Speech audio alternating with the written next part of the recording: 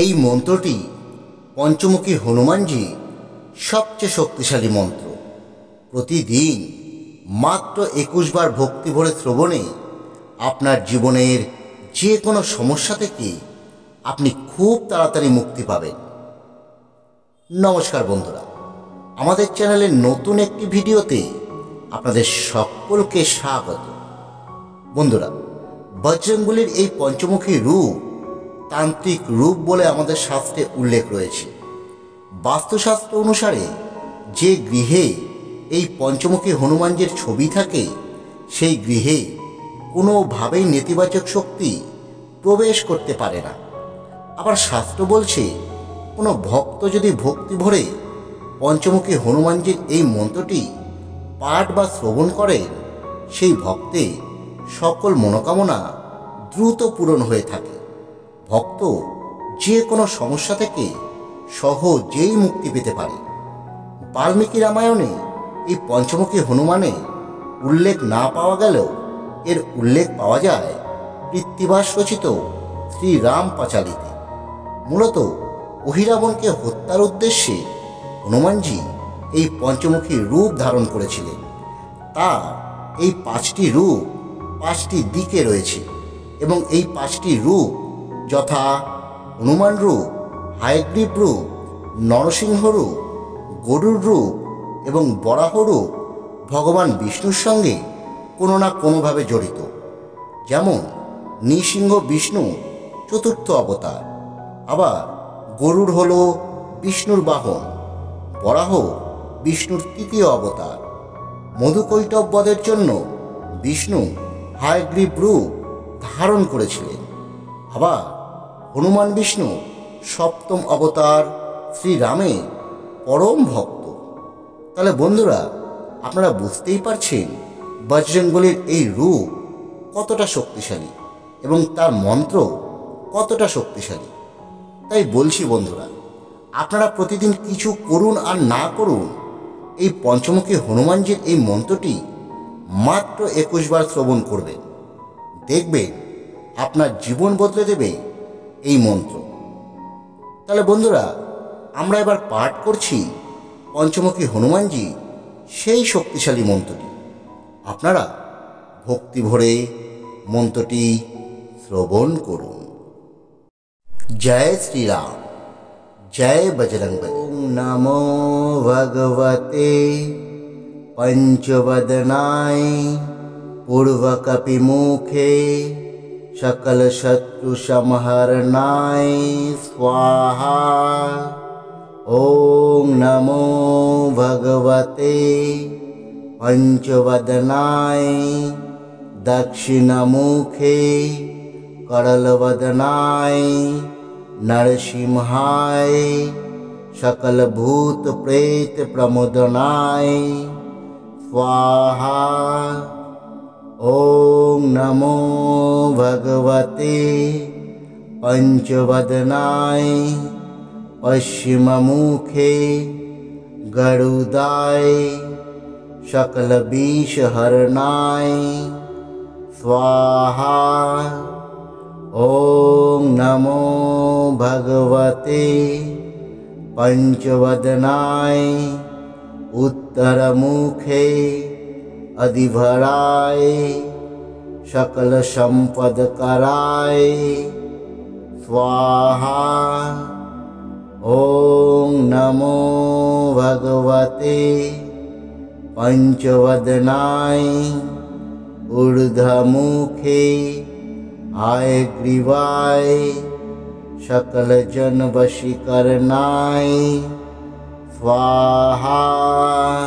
ओम नमो भगवते पंचवदनाय पूर्वकपिमुखे सकल शत्रु संहरणाय स्वाहा। ओम नमो भगवते पंचवदनाय दक्षिणमुखे करलवदनाय नरसिंहाय सकल भूत प्रेत प्रमुदनाय स्वाहा। ओम नमो भगवते पंचवदनाय पश्चिममुखे गरुडाय सकलविषहरणाय स्वाहा। ॐ नमो भगवते पंचवदनाय उत्तरमुखे अधिभराय सकलसम्पदकराय स्वाहा। ॐ नमो भगवते पंचवदनाय ऊर्ध्वमुखे हयग्रीवाय सकलजनवशीकरणाय स्वाहा। ॐ नमो भगवते पंचवदनाय पूर्वकपिमुखे सकलशत्रुसंहरणाय स्वाहा। ॐ नमो भगवते पंचवदनाय दक्षिणमुखे करलवदनाय नरसिंहाय सकलभूतप्रेतप्रमुदनाय स्वाहा। ॐ नमो भगवते पंचवदनाय पश्चिममुखे गरुडाय सकलविषहरणाय स्वाहा। ॐ नमो भगवते पंचवदनाय उत्तरमुखे अधिभराय सकलसम्पदकराय स्वाहा। ॐ नमो भगवते पंचवदनाय ऊर्ध्वमुखे हयग्रीवाय सकलजनवशीकरणाय स्वाहा। ॐ नमो भगवते पंचवदनाय पूर्वकपिमुखे सकलशत्रुसंहरणाय स्वाहा। ॐ नमो भगवते पंचवदनाय दक्षिणमुखे करलवदनाय नरसिंहाय सकलभूतप्रेतप्रमुदनाय स्वाहा। ॐ नमो भगवते पंचवदनाय पश्चिममुखे गरुडाय सकलविषहरणाय स्वाहा। ॐ नमो भगवते पंचवदनाय उत्तरमुखे अधिभराय सकलसम्पदकराय स्वाहा। ॐ नमो भगवते पंचवदनाय ऊर्ध्वमुखे हयग्रीवाय सकलजनवशीकरणाय स्वाहा। ॐ नमो भगवते पंचवदनाय पूर्वकपिमुखे सकलशत्रुसंहरणाय स्वाहा। ॐ नमो भगवते पंचवदनाय दक्षिणमुखे करलवदनाय नरसिंहाय सकलभूतप्रेतप्रमुदनाय स्वाहा। ॐ नमो भगवते पंचवदनाय पश्चिममुखे गरुडाय सकलविषहरणाय स्वाहा। ॐ नमो भगवते पंचवदनाय उत्तरमुखे अधिभराय सकल संपदकराय स्वाहा।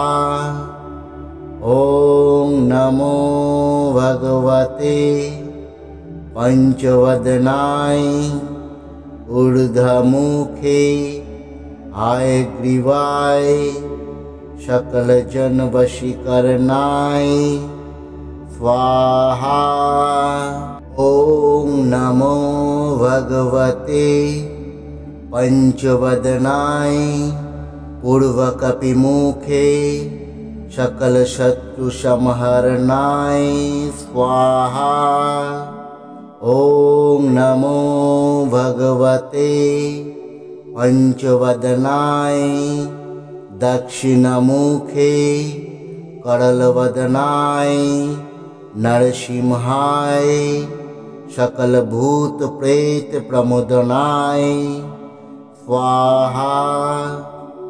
ॐ नमो भगवते पंचवदनाय पश्चिममुखे गरुडाय सकल विषहरणाय स्वाहा।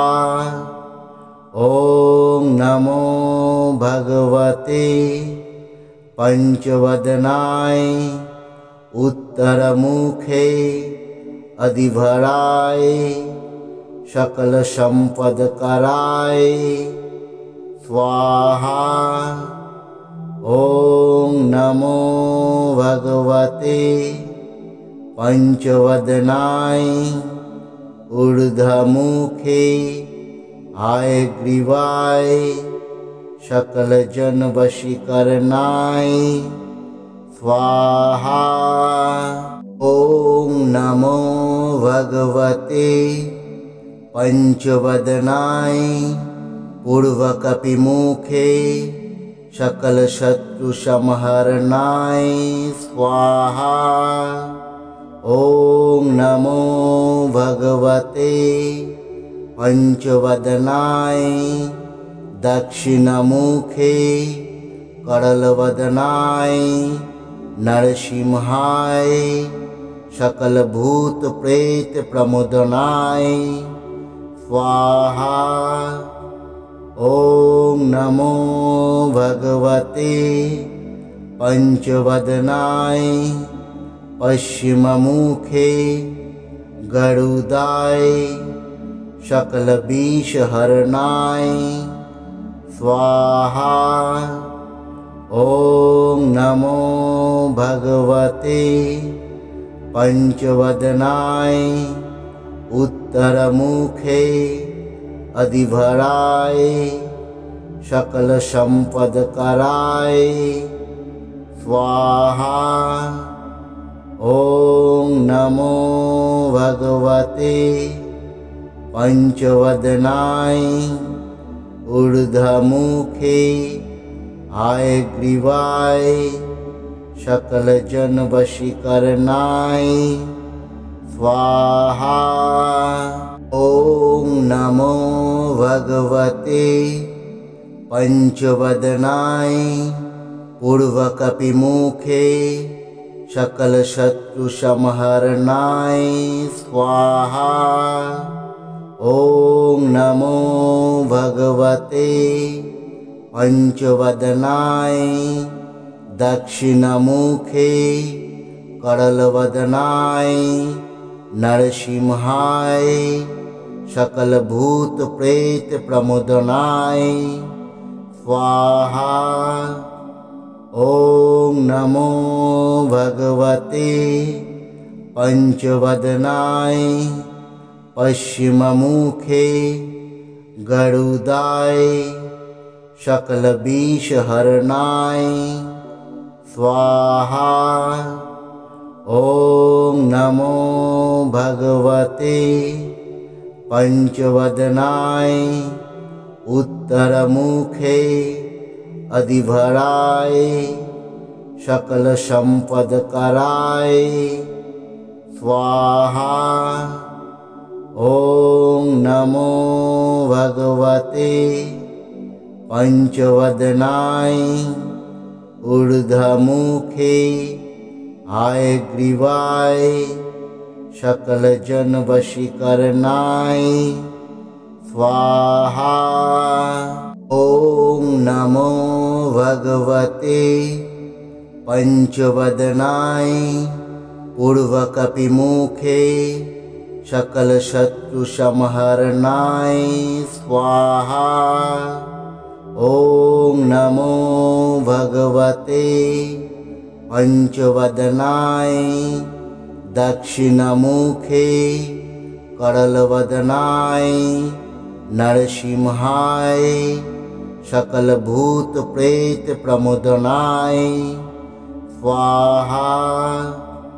ॐ नमो भगवते पंचवदनाय पश्चिममुखे गरुडाय सकल विषहरणाय स्वाहा।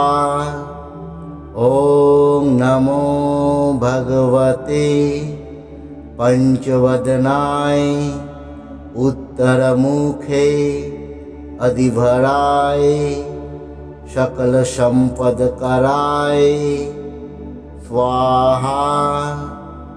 ॐ नमो भगवते पंचवदनाय ऊर्ध्वमुखे हयग्रीवाय सकल जन वशीकरणाय स्वाहा। ॐ नमो भगवते पंचवदनाय पूर्वकपिमुखे सकल शत्रु संहरणाय स्वाहा। ॐ नमो भगवते पंचवदनाय दक्षिणमुखे करलवदनाय नरसिंहाय सकल भूत प्रेत प्रमुदनाय स्वाहा। ॐ नमो भगवते पंचवदनाय पश्चिममुखे गरुडाय सकल विषहरणाय स्वाहा। ॐ नमो भगवते पंचवदनाय उत्तरमुखे अधिभराय सकल संपदकराय स्वाहा। ॐ नमो भगवते पंचवदनाय ऊर्ध्वमुखे हयग्रीवाय सकल जन वशीकरणाय स्वाहा। ॐ नमो भगवते पंचवदनाय पूर्वकपिमुखे सकल शत्रु संहरणाय स्वाहा। ॐ नमो भगवते पंचवदनाय दक्षिणमुखे करलवदनाय नरसिंहाय सकल भूत प्रेत प्रमुदनाय स्वाहा। ॐ नमो भगवते पंचवदनाय पश्चिममुखे गरुडाय सकल विषहरणाय स्वाहा। ॐ नमो भगवते पंचवदनाय उत्तरमुखे अधिभराय सकल संपदकराय स्वाहा। ॐ नमो भगवते पंचवदनाय ऊर्ध्वमुखे हयग्रीवाय सकल जन वशीकरणाय स्वाहा। ॐ नमो भगवते पंचवदनाय पूर्वकपिमुखे सकलशत्रुसंहरणाय स्वाहा। ॐ नमो भगवते पंचवदनाय दक्षिणमुखे करलवदनाय नरसिंहाय सकलभूत प्रेत प्रमुदनाय स्वाहा। ॐ नमो भगवते पंचवदनाय पश्चिममुखे गरुडाय सकलविषहरणाय स्वाहा। ॐ नमो भगवते पंचवदनाय उत्तरमुखे अधिभराय सकलसंपदकराय स्वाहा। ॐ नमो भगवते पंचवदनाय ऊर्ध्वमुखे हयग्रीवाय सकलजनवशीकरणाय स्वाहा। ॐ नमो भगवते पंचवदनाय पूर्वकपिमुखे सकलशत्रुसंहरणाय स्वाहा। ॐ नमो भगवते पंचवदनाय दक्षिणमुखे करलवदनाय नरसिंहाय सकलभूत प्रेत प्रमुदनाय स्वाहा। ॐ नमो भगवते पंचवदनाय पश्चिममुखे गरुडाय सकलविषहरणाय स्वाहा। ॐ नमो भगवते पंचवदनाय उत्तरमुखे अधिभराय सकलसंपदकराय स्वाहा। ॐ नमो भगवते पंचवदनाय ऊर्ध्वमुखे हयग्रीवाय सकलजनवशीकरणाय स्वाहा। ॐ नमो भगवते पंचवदनाय पूर्वकपिमुखे सकलशत्रुसंहरणाय स्वाहा। ॐ नमो भगवते पंचवदनाय दक्षिणमुखे करलवदनाय नरसिंहाय सकलभूत प्रेत प्रमुदनाय स्वाहा। ॐ नमो भगवते पंचवदनाय पश्चिममुखे गरुडाय सकलविषहरणाय स्वाहा। ॐ नमो भगवते पंचवदनाय उत्तरमुखे अधिभराय सकलसंपदकराय स्वाहा।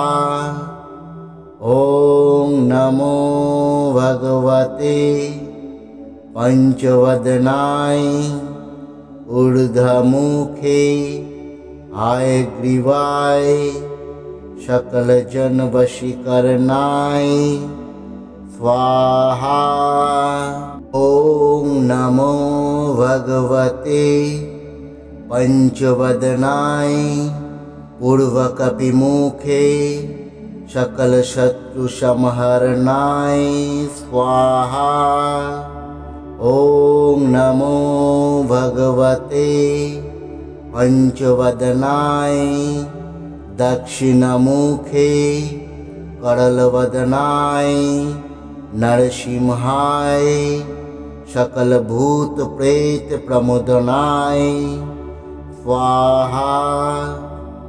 ॐ नमो भगवते पंचवदनाय पश्चिममुखे गरुडाय सकलविषहरणाय स्वाहा।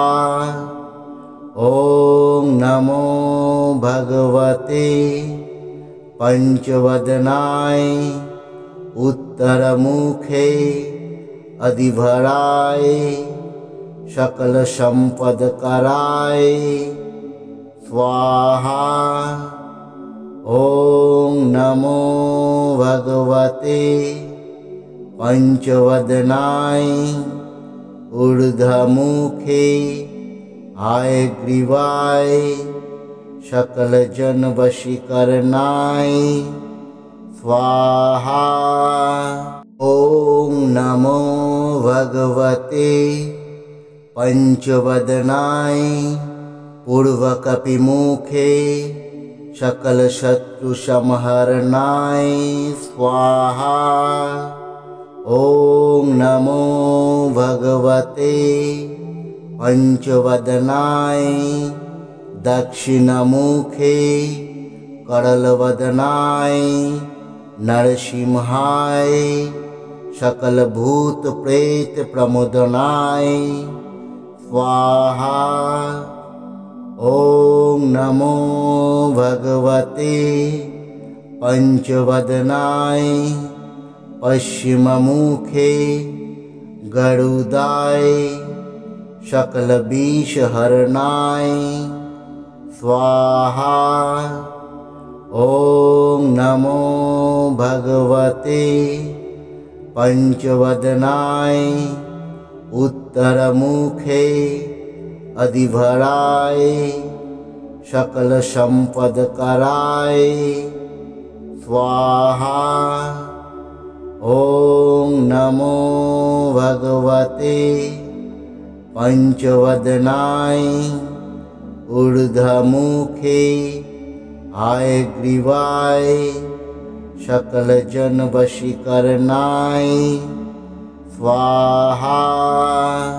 ॐ नमो भगवते पंचवदनाय पूर्वकपिमुखे सकलशत्रुसंहरणाय स्वाहा। ॐ नमो भगवते पंचवदनाय दक्षिणमुखे करलवदनाय नरसिंहाय सकलभूत प्रेत प्रमोदनाय स्वाहा। ॐ नमो भगवते पंचवदनाय पश्चिममुखे गरुडाय सकलविषहरणाय स्वाहा। ॐ नमो भगवते पंचवदनाय उत्तरमुखे अधिभराय सकलसम्पदकराय स्वाहा। ॐ नमो भगवते पंचवदनाय ऊर्ध्वमुखे हयग्रीवाय सकलजनवशीकरणाय स्वाहा। ॐ नमो भगवते पंचवदनाय पूर्वकपिमुखे सकलशत्रुसंहरणाय स्वाहा। ॐ नमो भगवते पंचवदनाय दक्षिणमुखे करलवदनाय नरसिंहाय सकलभूत प्रेत प्रमोदनाय स्वाहा। ॐ नमो भगवते पंचवदनाय पश्चिममुखे गरुडाय सकलविषहरणाय स्वाहा।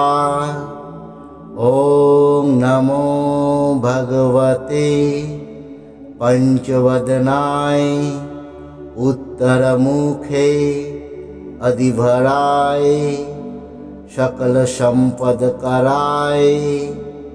स्वाहा। ॐ नमो भगवते पंचवदनाय ऊर्ध्वमुखे हयग्रीवाय सकलजनवशीकरणाय स्वाहा। ॐ नमो भगवते पंचवदनाय पूर्वकपिमुखे सकलशत्रुसंहरणाय स्वाहा। ॐ नमो भगवते पंचवदनाय दक्षिणमुखे करलवदनाय नरसिंहाय सकलभूत प्रेत प्रमोदनाय स्वाहा। ॐ नमो भगवते पंचवदनाय पश्चिममुखे गरुडाय सकलविषहरणाय स्वाहा।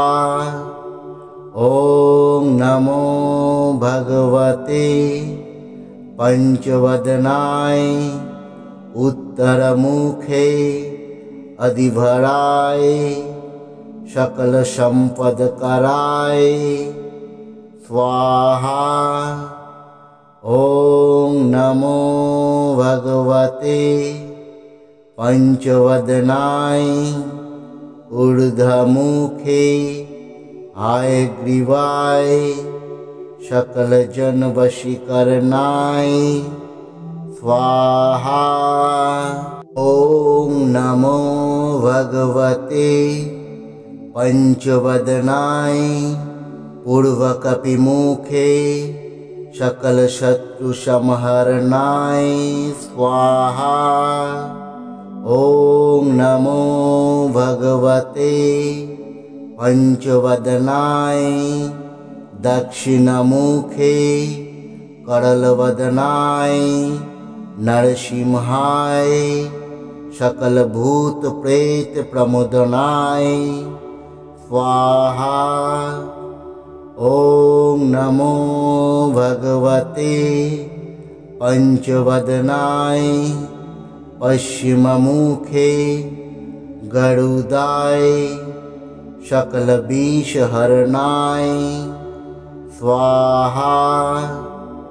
ॐ नमो भगवते पंचवदनाय उत्तरमुखे अधिभराय सकलसंपदकराय स्वाहा। ॐ नमो भगवते पंचवदनाय ऊर्ध्वमुखे हयग्रीवाय सकलजनवशीकरणाय स्वाहा। ॐ नमो भगवते पंचवदनाय पूर्वकपिमुखे सकलशत्रुसंहरणाय स्वाहा। ॐ नमो भगवते पंचवदनाय दक्षिणमुखे करलवदनाय नरसिंहाय सकलभूत प्रेत प्रमोदनाय स्वाहा। ॐ नमो भगवते पंचवदनाय पश्चिममुखे गरुडाय सकलविषहरणाय स्वाहा। ॐ नमो भगवते पंचवदनाय उत्तरमुखे अधिभराय सकल संपदकराय स्वाहा। ॐ नमो भगवते पंचवदनाय ऊर्ध्वमुखे हयग्रीवाय सकल जन वशीकरणाय स्वाहा।